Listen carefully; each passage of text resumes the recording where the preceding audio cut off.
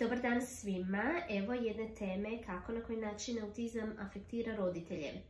Vrlo često dođu mi roditelji s rečenicom: Andreja, moje dijete je diskonektirano, ne povezuje se sa mnom, ne povezuje se s okolinom, ne reagira, živi u svom svijetu, ne dijeli ništa s nama i onda krene dalje. Ali samo da mi je znati na koji način razmišlja, na koji način doživljava svijet oko sebe, na koji način vidi svijet oko sebe, što osjeća i tako dalje.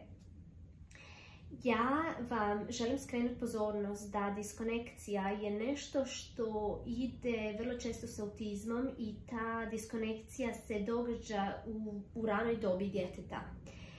I ja treniram roditelje. Jedan od glavnih ciljeva RDI terapije jeste da se prvo izgradi ta veza, ta povezanost između roditelja i djeteta, a tek onda djeteta i okoline, ostalih stručnjaka i tako dalje. Tako da roditelji, vi ste tu vrlo, vrlo važni. Cijeli proces ponovne izgradnje konekcije, znači da je dijete konektirano, da se uključuje s vama, da je motivirano, da vam pristupi, da bude, znači da bez da vi njega, da mu dajete instrukcije, da ostane s vama na zadatku, znači ili u igri, ili bilo kojoj aktivnosti, da vam dođe spontano. Znači to je ta neka konekcija koja se kod djece bez poteškoća razvija i ona teče, ona ide lako, spontano, iz dana u dan, iz interakciju u interakciju. No međutim, kod djece s poteškoćama u razvoju i posebno s autizmom, tu konekciju mi ponovo moramo izgraditi. Iziskuje vrijeme, nije lako, treba se čuvati kontinuitet i biti uporan, ali ta veza, taj odnos je moguć i nema ništa ljepšeg nego kad vi ponovo sa svojim djetetom izgradite taj odnos, tu povezanost koja je u datom trenutku ničijom krivicom se izgubila.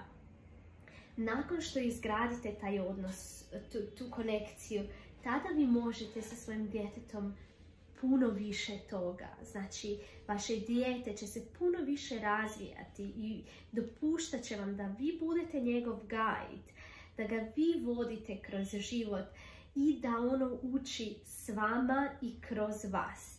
Tako da budite hrabri na tom putu, educirajte se što je više moguće i prakticirajte s njima povezanost. Povezanost je nešto što svi mi imamo i svi smo se mi rodili sa jednom unutrašnjom željom da budemo povezani sa svojim roditeljima prvo, a onda i sa svim ostalim ljudima oko nas. I povezanost je nešto što nas čini živima, što nas čini prisutnima i što nam iz dana u dan daje vjetar u leđa da idemo dalje. Tako da, neovisno o dijagnozi, ima li dijete autizam ili bilo koju drugu poteškoću, nek vam je ta povezanost kao roditelju, ali isto tako kao učitelju. Ja sam učiteljske struke, meni je povezanost s mojim učenicima, studentima najvažnija stvar kad sam u interakciji s njima. Bez toga ne ide ništa. Zaboravite na učenje, zaboravite na sve ostalo, rast i razvoj,